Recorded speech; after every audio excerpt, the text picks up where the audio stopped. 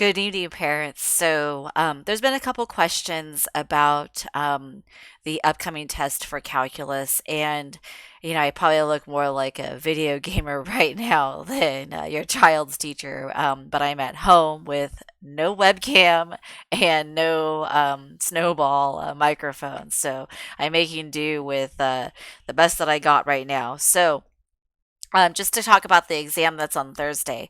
So it is 35 questions. The students will have 35 questions. It is on everything that they've covered so far in Unit 0. It is all free response. There's no multiple choice.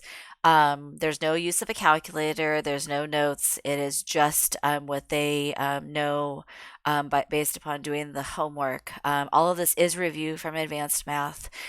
They've had plenty of time in class to ask questions, send me remind messages, and they can still do that tomorrow night as well. They just need to make sure that they send me the remind message before 10 o'clock tomorrow night so that way I can respond to them. And the remind message should be a picture of what they're working on. But they do have all class period tomorrow to ask their questions. They will only have the class period to take the test unless they have a special accommodation, and then I will follow that accommodation to a T as far as timing is concerned, because College Board is very strict about timing.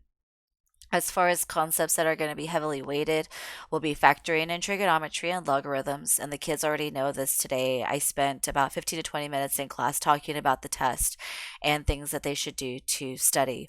Every exam, just so that you are aware, every exam score that's in Power School, it is their raw score plus 20%. So I add 20% to every raw exam score because that is what College Board does. College Board says that about a 70%, a raw score of a 70% is a 5 on the average. And so on a test, I add 20% to that so that they could earn that A if they had a 70% raw score.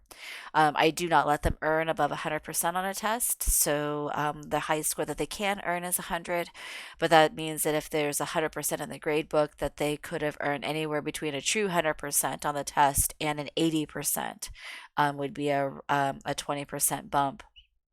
The other thing is that on any exam, they're not allowed to score anything lower than a 50%. So what you'll see, if your child scores below a 50%, is you'll see in the category, it'll say what their score was.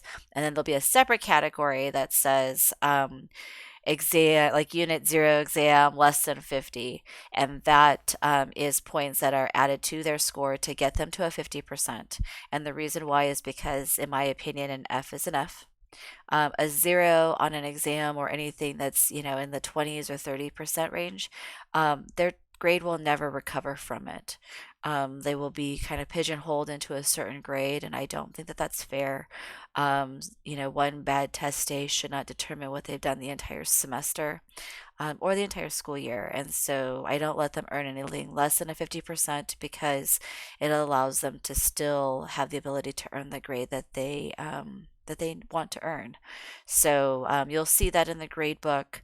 As far as their homework is concerned, homework is always due the day of the test. So homework closes, submission closes at 9 o'clock at night on the day of the test. And the only exception will be this particular test.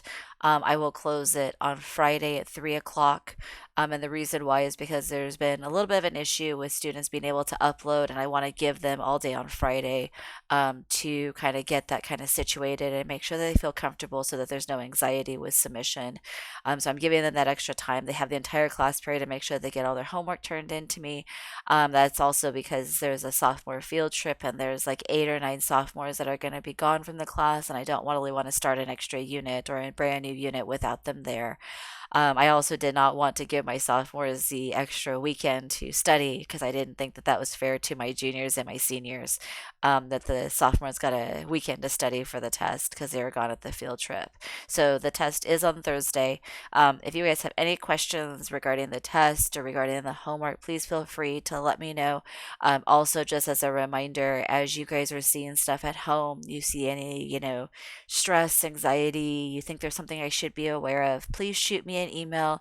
It's great to talk to the counselors. They can help your child work through the emotional, stress that they're under with all their classes. But as far as my specific class is concerned, I really want to address the situations and the confusion that they may have, or maybe they're a little bit afraid of asking a question.